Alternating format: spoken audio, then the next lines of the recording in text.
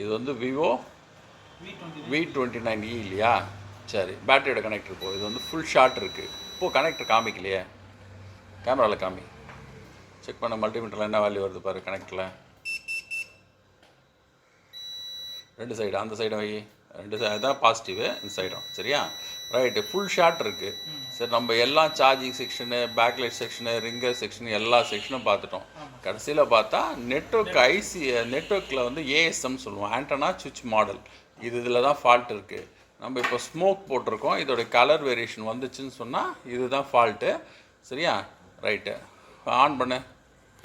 இது ஆன் பண்ணு, ஆன் பண்ணு. கரெக்டாக வைக்கல, ஃபுல் கரண்ட் ரைஸ் ஆகணும். கரெக்டாக வைக்கல.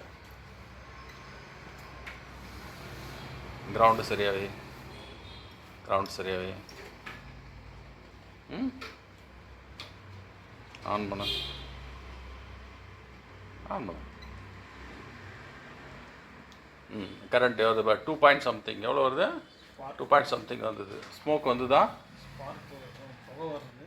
ஸ்மோக் வருது. ஸோ இந்த ஏஎஸ்எம்மில் வந்து நமக்கு ஸ்மோக் வருது இல்லையா? சரி, இதை வச்சு செக் பண்ண. அந்த இது ஒரே நிமிஷம்.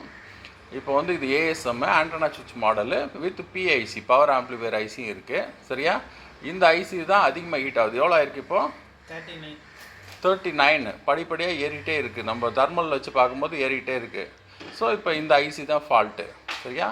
இதை நம்ம வந்து ரிமூவ் பண்ணாலே ஷார்ட் கிளியர் ஆகிடும். சரியா? ரைட். இது வந்து நம்ம ஆக்சுவலாக ட்ரை பண்ணோம் மேக்ஸிமம் ஷார்ட் கிளியர் பண்ணுறதுக்கு. இது வந்து அது கீழே விழுந்து உடஞ்ச மொபைல் தானே? ஆமாம், அதாவது வண்டியில் ஏற்றுனது. ஸோ அது வந்து போர்டோட இன்டர்னல் ட்ராக் வந்து டேமேஜ் ஆகிடுச்சு. 3.7 வோல்ட் ட்ராக்கு ரன்னிங்லேயே பண்ணும்பொழுது. புரியுதா? அதனால் நிறைய இடத்துல நெட்வொர்க் ஐசியில் காமிச்சப்போ இருந்தது, திடீர்னு வேற ஒரு செக்ஷனில் 60 டிகிரி காமிச்சது, மாறி மாறி காமிச்சது. இது வந்து போர்டோட இன்டர்னல் ட்ராக் டேமேஜ் ஆகிடுச்சு. சரியா? ரைட்டு.